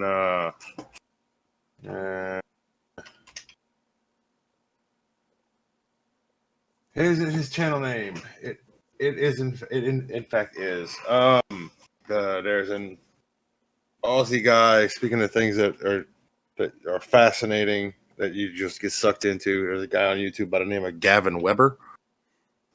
He's an Aussie and he makes cheese. You may be familiar with some of the memes He starts off every episode. G'day, curd nerds. I have heard of this. I have not seen this. It is fascinating. He makes all different types of cheeses. He makes hard cheeses. He makes soft cheeses. He makes blue cheeses. He makes a lot of the mold cheeses and stuff like that. And he legitimately walks you through the entire process. Nice. I gave you a link out there to look at. Hewitt. Okay, yeah, I've seen some of these, especially when they get a fatberg in some of these larger sewer points because it's just all the grease runoff. Mm-hmm. Last thing I will say before we probably need to sign off, guys, is right now in my guest bathroom cabinet, Nox and I, or not Nox, Bosch and I, in the first episode of Brouhaha, made 1 gallon of blueberry mead, and it's about ready to move to secondary, so I can take the fruit out of it so it doesn't skunk it up. It is the most gorgeous purple right now. Nice.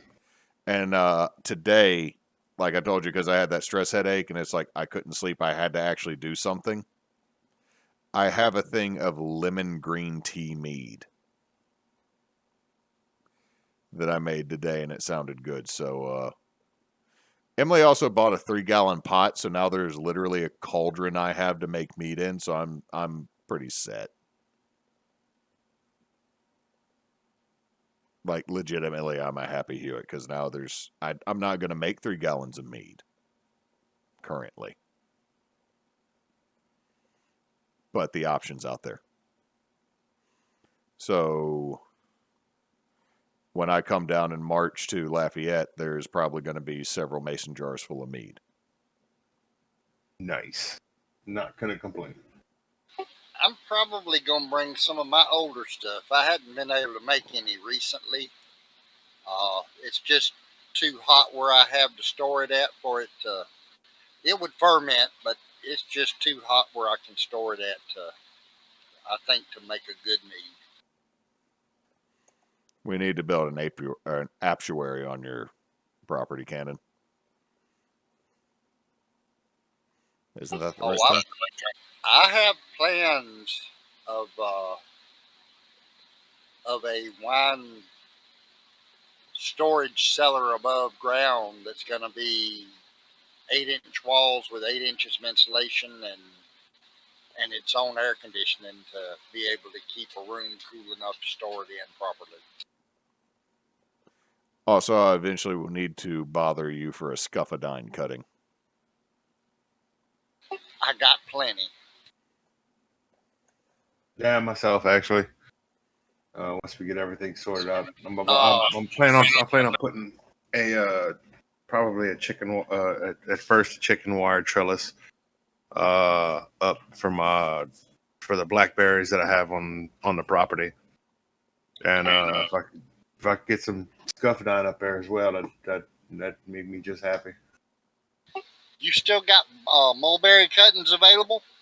I mean, I got two of them that are about 5.5 to 6 foot tall, sitting next to my driveway. I can yank out the ground and mail them to you. Yes, please. Well, Okay. I found out that mulberry makes an excellent fodder for my donkeys. Nice. You let it get 5 or 6 feet tall and you pollard it. You basically cut the top out and it'll start shooting sprouts out of that, and then you let them grow for another year, and then the fall of the year you cut them out, and then it just keeps going from that. Yeah, you bush it out, basically hedge it, and it'll then take off from there. Yeah, I mean, I got some. I can send you some. I mean, from what I understand, that cutting that I sent to Evie, which took like 3 weeks to get to her, I literally just put it in I pulled the thing out of the ground. I cut it about 3 inches, 3 inches above the root ball, wrapped the whole thing in a wet paper towel, threw it in a Ziploc bag, and put it in the mail. And it took, because mulberry is a fucking weed.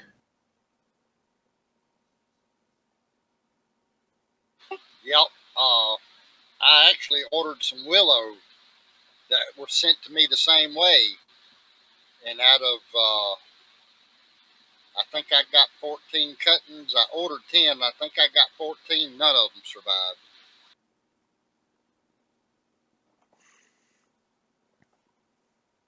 survived.